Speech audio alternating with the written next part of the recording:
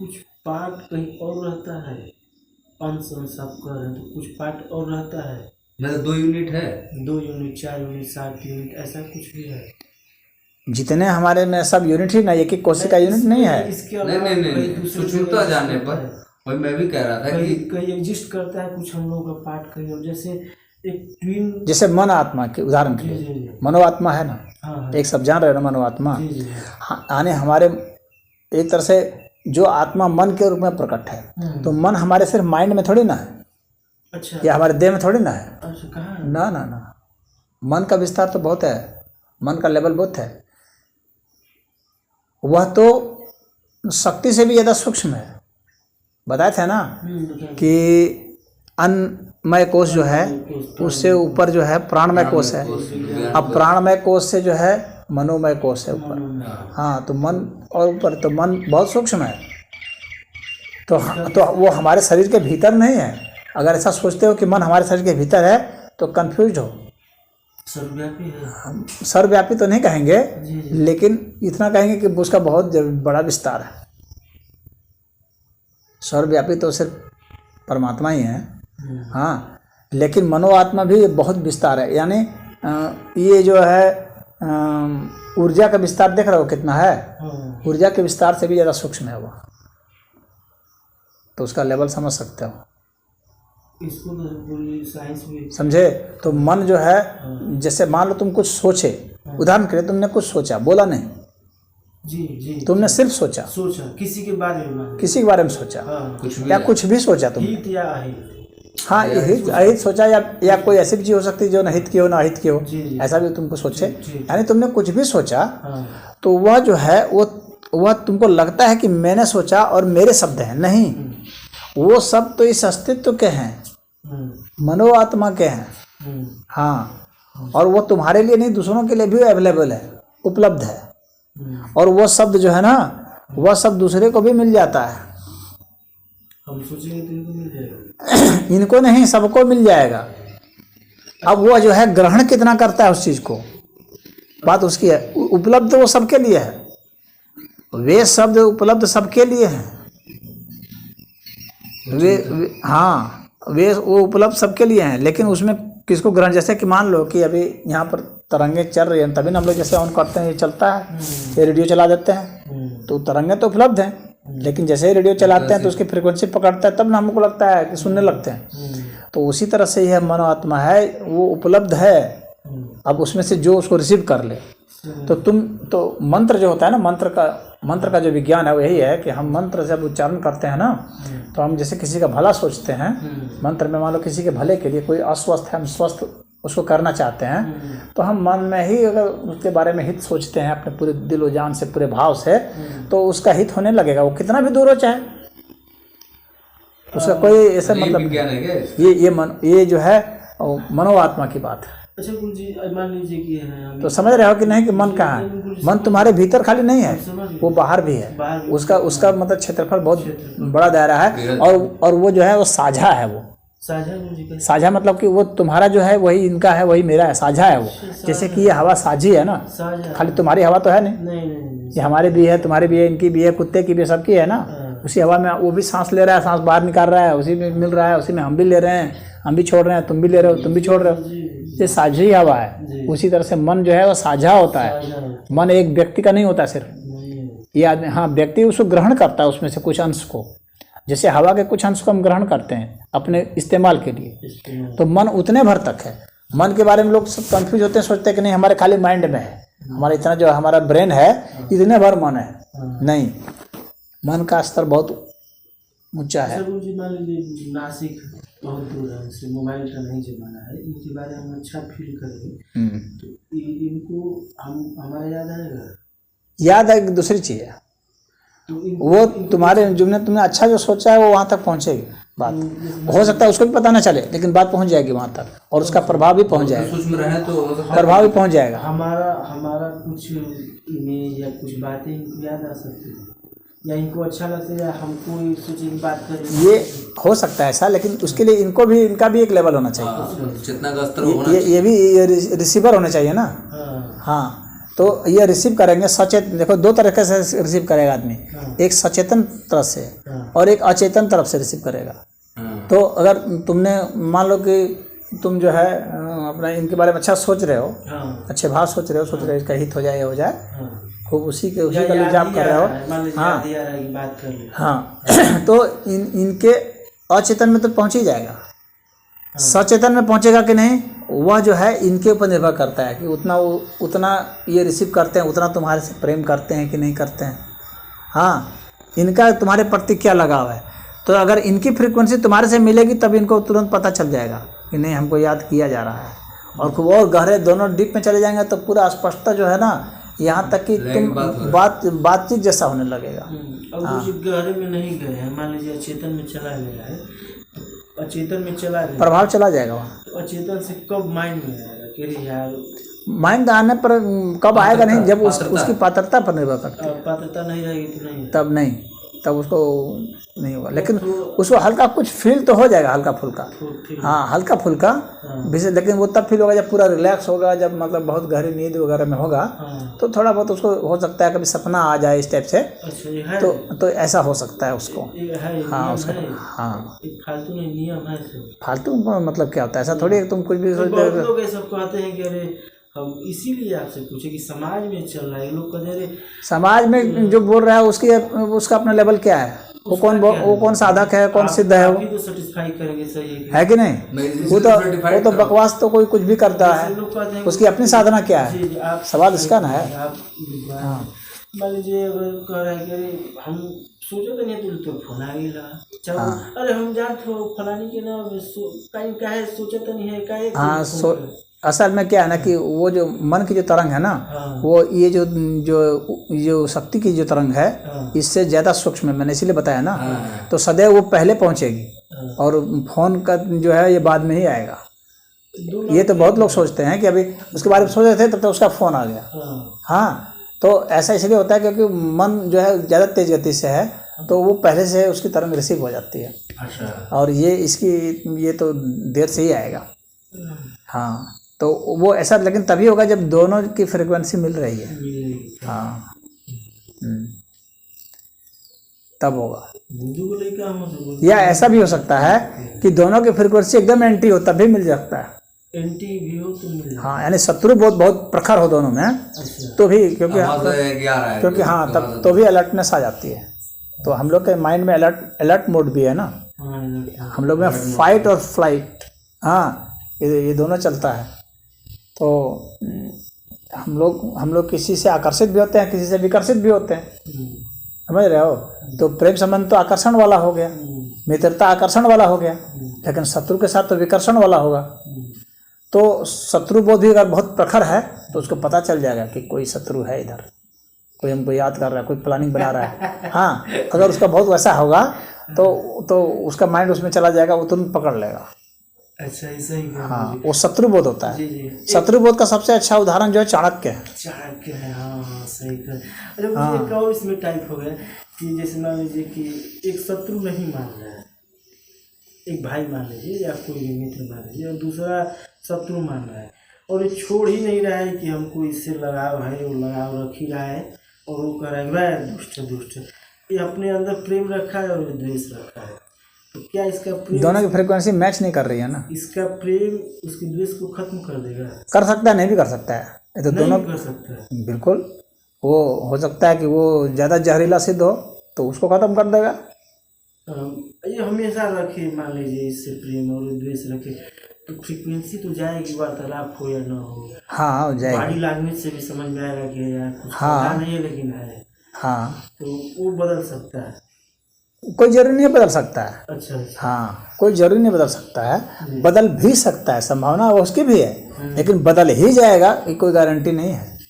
बिल्कुल उसकी दुष्टता पर है, उसकी दुष्टता की ताकत कितनी है। जैसे हिरण्यकशिपु, उदाहरण के लिए हिरण्यकशिपु, प्रहलाद कितने भी वो थे, हिरण्यकशिपु कहाँ बदल, जबकि उसका अपना लड़का था, उसका अपना बच्चा था ना, बच्चा को तो आदमी सबसे ज़्यादा पसंद करता है ना। तो उसका बच्चा होते हुए भी देखो नहीं ना बदला। तो ऐसा कुछ जरूरी नहीं है कि बदल ही जाएगा, उसके भीतर का बहुत जहर है, बहुत अहंकार है, बहुत, तो हो सकता है ना भी बदले, मद में हो। हाँ, न भी बदले।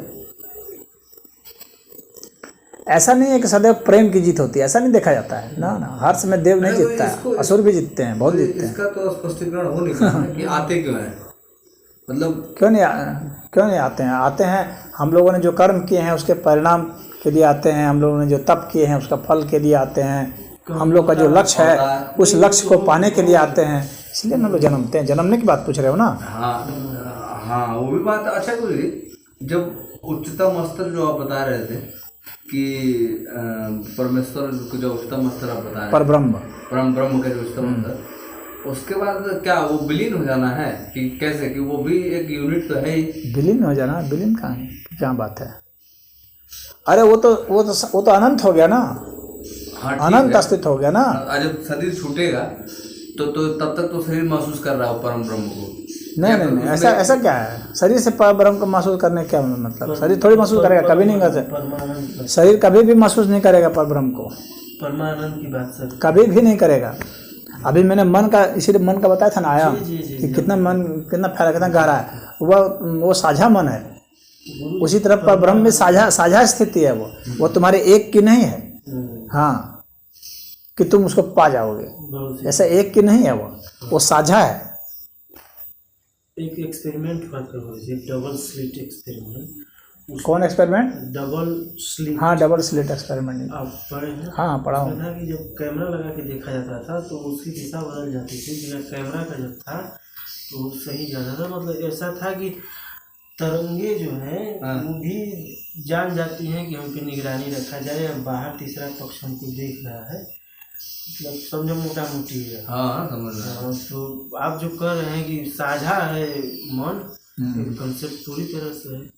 जब आप जो बताए देवी देखना का मतलब हो गया ना, ऑब्जर्वेशन जैसे किया जा रहा है। जब हम किसी को देखते हैं, जैसे हम लोग को ये आकार दिखता है, तो ये आकार जो है ना, ये सारे तरंग के रूप में ही है। हम लोग जब देखते हैं ना, हम लोग की जब इंद्रियों के माध्यम से हम लोग इस अस्तित्व को समझते हैं तो ही आकार रूप धारण होता है। वही डबल स्लिट वाला, वही समझ रहे हो? जब हम लोग जो है, जैसे हम इंद्रियों से हम जैसे आँख को देखे तो ही हमको सेब दिखा ना। हाँ, जब हम सेब का सोचे तो ही सेब का शब्द बना या चित्र बना, यानी ठोस रूप में तभी आया। तो जब हम ध्यान की स्थिति में होते हैं तो उस वक्त शब्द चित्र नहीं होते हैं। हाँ, तो उस वक्त जो है उसमें आकार की स्थिति नहीं होती है, उसमें बहुत तरलता रहती है, वो शक्ति की स्थिति होती है। हाँ, बहुत ही सूक्ष्म तरंगों वाली स्थिति है। तो तरंग जो है वह क्या कहते हैं, वेव जो है वो पार्टिकल में बदल जाता है। साइंस की भाषा में बोले तो वेव पार्टिकल में तभी बदलेगा जब वो ऑब्जर्वेशन होगा। हाँ, तो ये अभी विज्ञान ने अभी यंग का जो कोई था ना, यंग हाँ, तो उसका था। हाँ, तो उनका ये, लेकिन हम लोग ऋषि मुनि तो पहले से इस चीज़ को जानते थे। इसी को जानते हैं कि जब हम लोग सोचते हैं, जब हम लोग सोचते हैं, यानी जब हम लोग ऑब्जर्व करते हैं, सोचने का मतलब क्या है, जब हम लोग ऑब्जर्व करते हैं, जब सोचते हैं ना, उसी समय हम लोग को आकार दिखता है। हाँ, वो तो वो धारणा की स्थिति होती है, उसी को धारणा कहा गया है। तो धारणा की स्थिति में ही हम लोग को ये सब दिखेगा। और जब तक हम लोग सोचेंगे नहीं, जब तक हम लोग ऑब्जर्व नहीं करेंगे, तब तक हम लोग के लिए निराकार जैसा ही रहेगा एक तरह से, यानी वो शक्ति का ही क्षेत्र रहेगा, तरंगों का क्षेत्र रहेगा, ये कहा जाए। यानी वस्तु के रूप में हम लोग को तभी मिलेगा जब हम लोग उसके बारे में सोचेंगे, जब हम लोग की इंद्रियां होगी, यानी हम स्पर्श करना चाहेंगे, सूंघना चाहेंगे, सुनना चाहेंगे, तभी जो है वो ठोस धारण करेगा, अन्यथा वो तरंग के रूप में ही है। ये पूरा अस्तित्व हमारे लिए। तो ध्यान का मतलब वही होता है कि अब हम ठोस में नहीं हैं, तभी समझना कि तुम ध्यान में हो। ध्यान में हो कि नहीं हो, इसका प्रमाण यही है कि तुमको कोई चित्र न दिख रहा हो, कोई साउंड ना हो, कोई शब्द नहीं हो, साउंड नहीं, कोई आकार नहीं हो, कोई आकार, तरंग हो, बस खाली से तरंग है। इस तरह से इतनी फ्लूइडिटी है, तब समझना कि तुम जो है ध्यान में हो, अन्यथा ध्यान में नहीं हो। यानी एक चीज़ पर जब हम फोकस कर रहे हैं तो हम ध्यान में नहीं, धारणा में। क्योंकि जब हम एक फोकस कर रहे हैं मतलब ऑब्जर्व कर रहे हैं, और जैसे ही ऑब्जर्व करते हैं वैसे ही आकार धारण कर लेगा। बात समझ में आ रही है ना? हाँ, जब हम जैसे ही फोकस करेंगे धारण करेगा। इसका मतलब ध्यान फोकस नहीं है, ध्यान डीप फोकसिंग है। हाँ, ध्यान का मतलब हो गया कि हम फोकस में कहीं नहीं है, हम सब जगह है, उस तरह वाली स्थिति।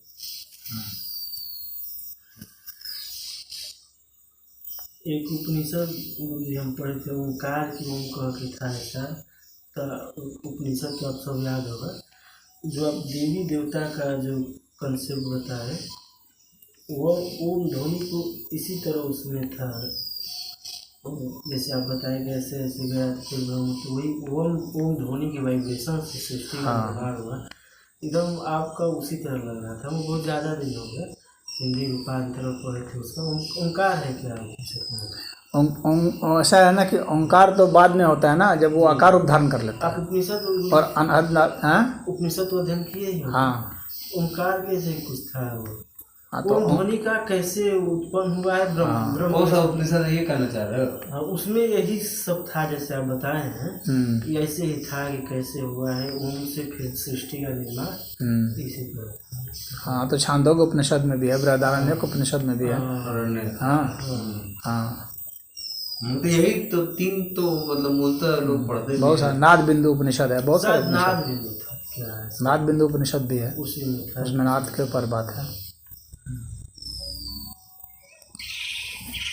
समय क्या गुरु जी को वो डिस्टर्ब करें? हाँ, उनको भी लग रहा है क्या जी? वही समय आपका काफी ज्यादा। हमारा समय क्या था? समय तो परमात्मा का है, हमारा समय क्या होता है? ठीक है, फिर भी लेकिन दिनचर्या होगा, शरीर में है यार। हाँ, तो दिनचर्या है तो हमारे लिए तो हम जो भी सत्संग करता है हम हर समय उपलब्ध है। हाँ, तुम लोग रहो, तुम लोग के लिए समय होगा, तुम रहो, तुम 12 बजे रात तक रहो जी, हमारे को कोई दिक्कत नहीं। नहीं, जैसे कुछ दिनचर्या का बात हो उसमें कुछ नारायण जी तो अपना कहते हैं कि नहीं हमारा है इतना समय। हमारे लिए कोई समय का पाबंदी नहीं होती है। हमारे यहाँ क्या है, कोई 12 बजे 2 बजे रात तक, तुम जब तक सत्संग चलेगा तब तक करेंगे। परमात्मा का बहाव है। जिस वक्त यहाँ बैठा हूँ मैं व्यास गद्दी पर, अभी मैं यहाँ बैठा हूँ तो मैं थक नहीं सकता। फिर व्यास का मतलब क्या हो गया? फिर क्या मतलब हो गया उसका? मैं यहाँ थक नहीं सकता। चाहे मैंने 7-7 दिन तक प्रवचन किया लगातार, 7 दिन 7 रात, पता है जी हाँ।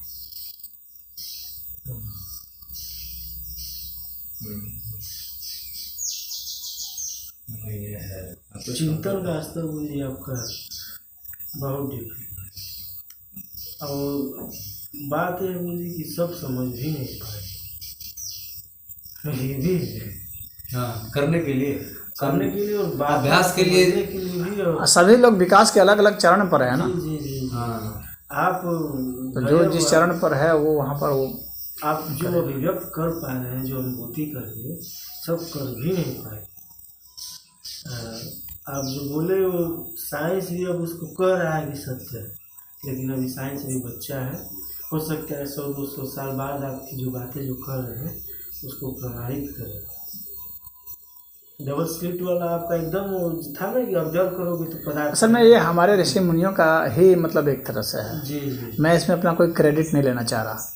सही बात तो यह है, ये हमारे संतों ने बहुत पहले से ही दिया हुआ है, कहा हुआ है। हाँ, उस बात को वही पकड़ सकता है जो खुद भी साधना करके वहाँ पहुँचा हो। बिल्कुल, यही तो इसी बात की तो सर बात है।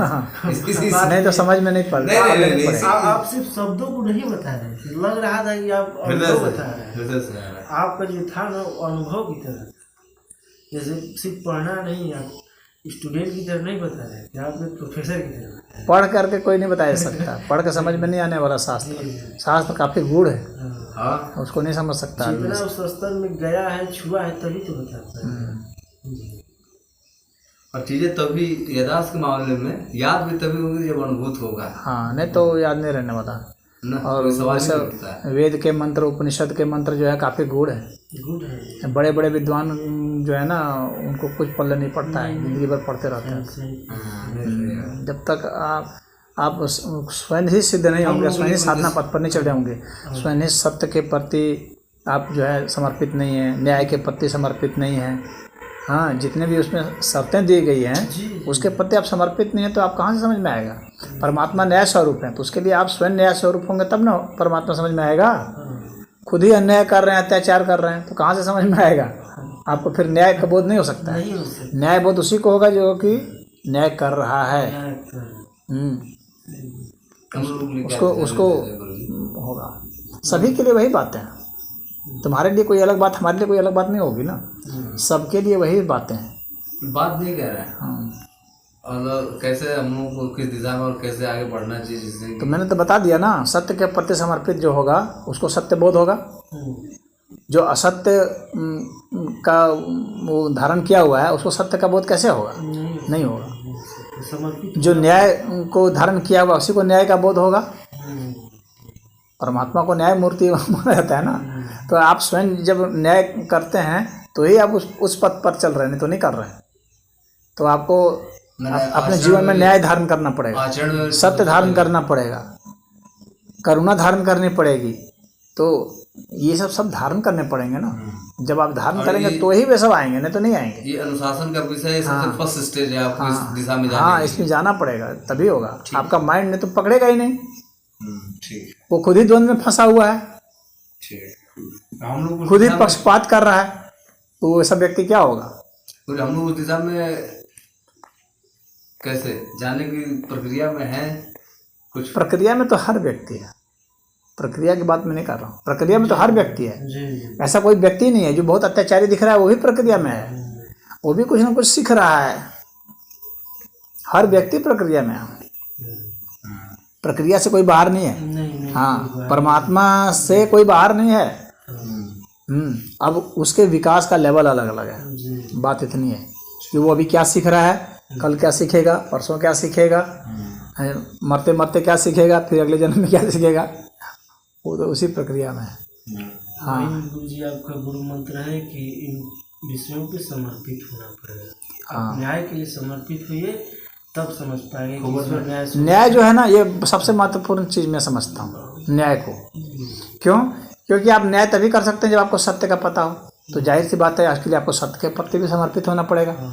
आप पक्षपाती नहीं रहेंगे, भेदभाव नहीं करेंगे, तो इसका मतलब है कि आप सोशल भी हो जाएंगे, सामाजिक हो जाएंगे ना। नहीं तो आदमी पक्षपात कर रहा है। मैं तो देखता हूँ बड़े बड़े साधुओं को जाति के नाम पर पक्षपात कर रहे हैं। पौराणिक कथा मैं तो ये देखता हूँ। तो अभी तुम जाति भावना से ही मुक्त नहीं हो तो कौन बात का साधु हो जी? कोई राजपूत का साधु बना हुआ है, कोई जो है ब्राह्मण का साधु बना हुआ है, कोई जो है वैश्य का, कोई दलित का साधु बना हुआ है। तो इसका मतलब क्या है? तुम्हारे में न्याय भावना है नहीं। हाँ, तुम अभी उसी भावना से नहीं निकल पाए हो, पक्षपात वाली भावना से। अरे गुरु जी, कुछ तो जो संत होता है वो संत होता है, उसके जो अनुयायी आते हैं ना, बताते हैं लोग कि इस परंपरा में और व्यवस्था में साथ साथ पहले दो परंपराएं चलती हैं। एक तो जो है संत और उसके साथ में एक ये पुरोहित परंपरा चलती है।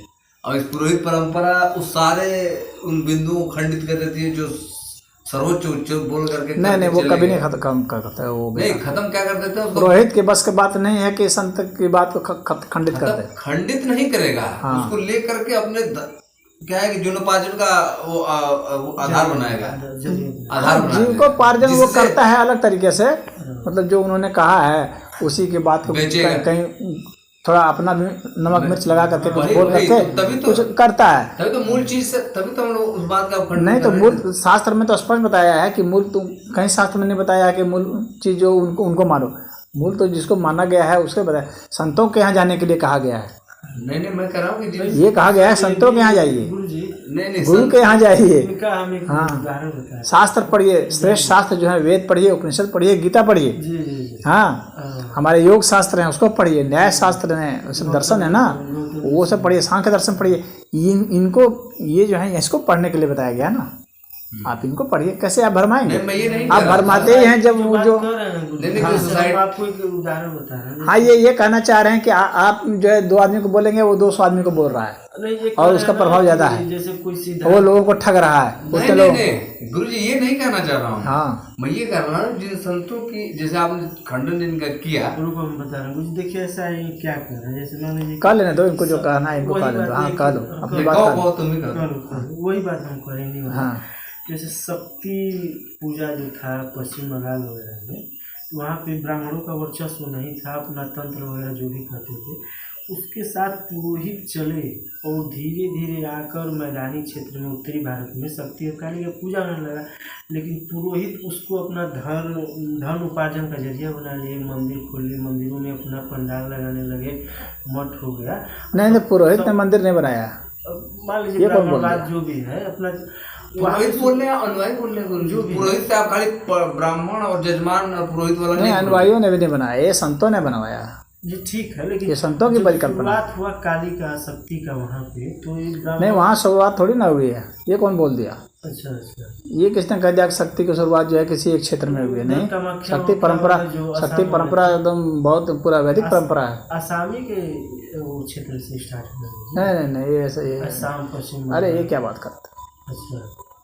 तो इतिहास पढ़ोगे तो तुमको मिलेगा पता, ग्रंथों को पढ़ो। जी जी, ये बताना चाहता था। ये नहीं है कि बंगाल से शुरू हुआ है, असम से शुरू हुआ है, ये कौन बोलते हैं? ये कहना चाह रहा था कि जैसे गौतम ये कहा जाता है कि शक्ति का एक अंश कहीं गिरा, वो जो ये कहा जाता है ना कि शक्ति का एक अंश कामाख्या में गिरा, उसकी बात है। तो शक्ति का अंश तो यहाँ भी है, इधर भी है। जैसे बंगाल में तारापीठ भी है, तो इधर भी शक्ति के हैं पीठ। इधर ऐसा थोड़ी कि इधर शक्ति के पीठ नहीं है। शक्ति के पीठ तो उत्तर भारत में भी है।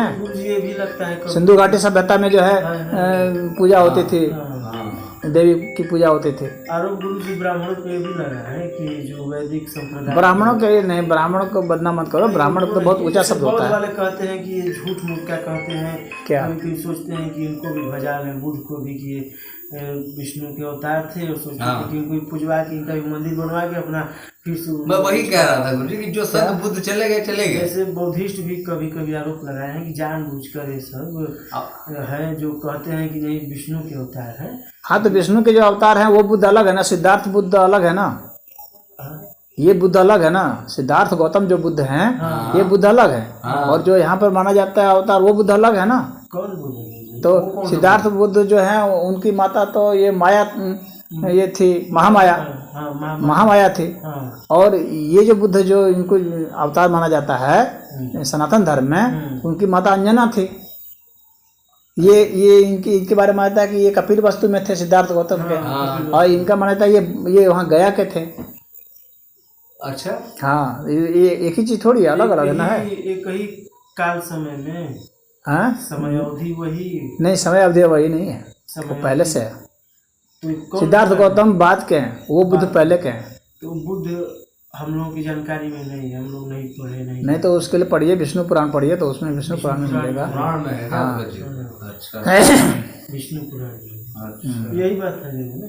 हाँ, ये सिद्धार्थ गौतम अलग है, वो अलग है। अच्छा। हाँ, ये लोग कंफ्यूज कर जाते हैं, वही तो कंफ्यूज करके ये मानते हैं कि ये जो है ना यही बुद्ध के अवतार हैं। बुद्ध अवतार यहाँ माना गया है, लेकिन ये यहाँ जो माना गया है ये अलग बुद्ध है, वो अलग बुद्ध है। बुद्ध जी जो जीवन दोनों की माता अलग है। जी कर गए हैं और वो बुद्ध जी कर गए हैं, तो कुछ मैचिंग खाता है क्या?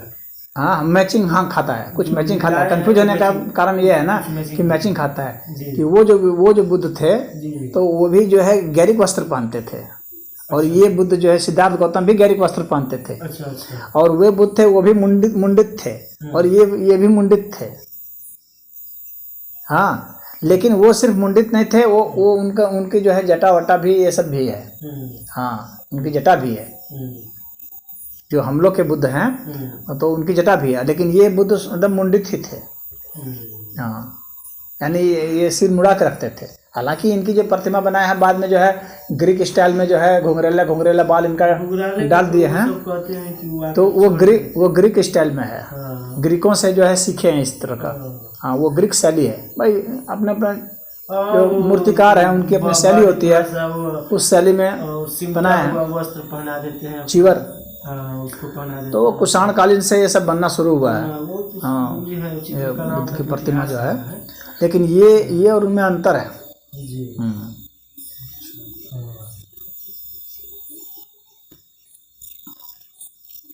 ब्राह्मण जिस बुद्ध को मानते हैं वो गया वाला बुद्ध है।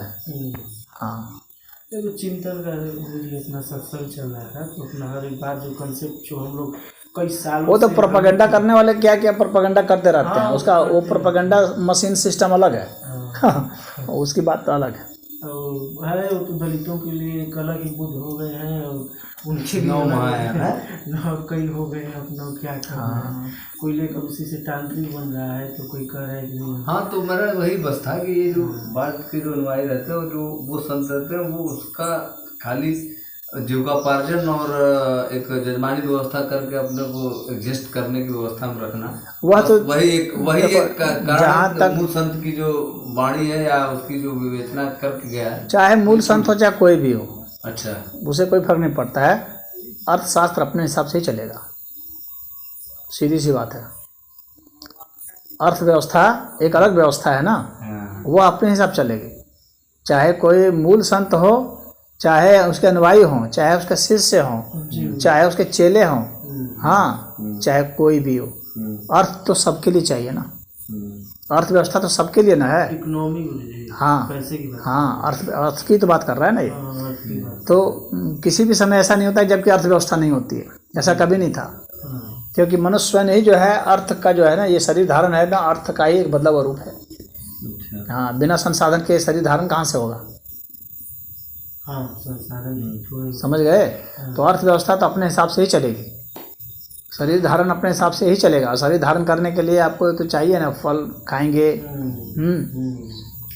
पानी लेंगे, हाँ, तो ये सब तो रहेगा ना। तो अन्नमय कोश इसी से बना है, अन्नमय से बना है, तो इसलिए इसमें किसी एक को दोष देना अनुयायियों को या कहना कि अमुक जाति को या इसको गलत है। कौन बिना है जो कि बिना जो भोजन के है और बिना पानी के और बिना इसके, कौन है? कोई नहीं है। तो अर्थव्यवस्था तो चलेगी अपने हिसाब से चलेगी। हो गया तो क्या हाँ, खाने की रह जाएगा? क्या वो बिना खाए थोड़ी रहेगा? उसको बिस्तर भी चाहिए, हाँ, सोने के लिए चाहिए, जगह स्पेस चाहिए, उसको पढ़ने के लिए नई किताबें भी चाहिए, लोगों का विचार भी चाहिए, तो ऐसा थोड़ी है वो चाहिए। अच्छा, मुझे एक और बात था, पूछ ही लेते हैं। जैसे न्याय से आप कहें कि संगति बनाइए, समर्पित रहिए, न्याय में ईश्वर है और आनंद में ज्ञान है। लेकिन गौतम ऋषि जो न्याय दर्शन लिखे थे, अहिल्याबाई को बिना जाने हुए श्राप दिए थे, तो राम जी आए तो अपना पैर रखे थे तो सही हुई। तो गौतम ऋषि तो न्याय दर्शन लिखे, न्याय के प्रतीक थे, और इतना बड़ा ब्लंडर मिस्टेक इंद्र उनके साथ सो कर गए थे स्त्री के साथ, वो आप तो जानते ही होंगे ना किस्सा है वो। न्याय एक अलग चीज़ है जी जी, और न्याय दर्शन एक अलग चीज़ है। अच्छा, न्याय कर पाना यह अलग विषय है। हाँ, वो अलग विषय है। जी जी,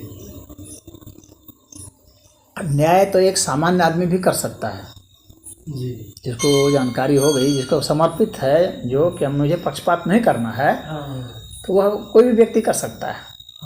हाँ, उसको सिर्फ सत्य का बोध है। लेकिन न्याय दर्शन एक अलग चीज़ है। जी, हाँ, वो न्याय दर्शन पढ़ोगे तो उसमें अलग है, क्या कारण है, कैसे कैसे होता है, कितने तरह के कारण होते हैं, कितना क्या अनुमान लगाएंगे, क्या ये सत्य का बोध कैसे होगा, उसके विषय में वो अपना बताते हैं। उसके लक्षण बताते हैं, ये सब बताते हैं। यानी उसमें आपका सहयोगी हो सकते हैं। लेकिन न्याय तो व्यक्ति को, न्याय तो इरादा से न करेगा, स्वयं इरादा और जानकारी। आपके पास इरादा क्या है? अगर इरादा रहेगा तो गलत जानकारी भी रहेगी ना, तो बाद में भी फिर उसको रेक्टिफाई कर सकता है। लेकिन अगर इरादा ही गलत है उसका, इरादा ही कर लिया है कि नहीं मुझे तो इसके समर्थन में देना है, इसके खिलाफ में जाना है, तब वो न्याय कहाँ से होगा? न्याय का तो उसके लिए इरादा सबसे महत्वपूर्ण होता है। तो अगर न्याय संगत जो है आपका व्यवहार है, तो इसका मतलब है कि आपने न्याय को समझ लिया। चाहे आपने जो है गौतम ऋषि का न्याय पढ़ा, दर्शन पढ़ा या नहीं पढ़ा, उससे मतलब नहीं है। हाँ, चाहे आपने नारद का भक्ति सूत्र न पढ़ा हो, जी हाँ, लेकिन अगर आप में करुणा भरी हुई है, पशुओं को खिला रहे हैं, पक्षियों को खिला रहे हैं, पिला रहे हैं, सबका आप भगत कर रहे हैं, सेवा कर रहे हैं, हम नहीं भी पढ़े हैं भक्ति सूत्र से, क्या हम भक्ति में हैं भाई? हम तो भक्ति में रमे हुए हैं ना, सेवा कर रहे हैं ना। भक्ति का मतलब सेवा करना होता है, हम सेवा कर रहे हैं। उसके लिए हमको नारद का भक्ति सूत्र पढ़ने की कौन जरूरत है? कोई जरूरत नहीं है, वो अंदर से। हाँ, जब नारद का भक्ति सूत्र नहीं लिखा गया था तो क्या भक्ति नहीं हो रही थी? तभी थी भक्ति, थी ना, तब भी सेवा हो रही थी ना, तब तो उससे कुछ नहीं होता है। अध्यात्म के मतलब को जीना है उसमें। उसकी जानकारी इकट्ठी नहीं करनी, जानकारी तो पांडित्य हो जाएगा ना। जानकारी हो जाए तो बुरी नहीं है, लेकिन असली चीज है कि उसको हमको व्यवहार में लाना है। अब मोदी जितना बता दिए ना, उसको हम चिंतन करेंगे तो 1 आध महीने बीत जाएगा। आप इतना वो बड़ा विषय बहुत ब्रॉड चीज़ और बहुत कम समय में एक एक चीज़ समझेंगे। एक कोश है अपना अनुमय कोश है, इससे बनता है पर ब्रह्म कहाँ तक जाते हैं, ईश्वर कहाँ तक जाते हैं। और बहुत बड़ी बात आप बताएं कि देवता वही ऊर्जा है।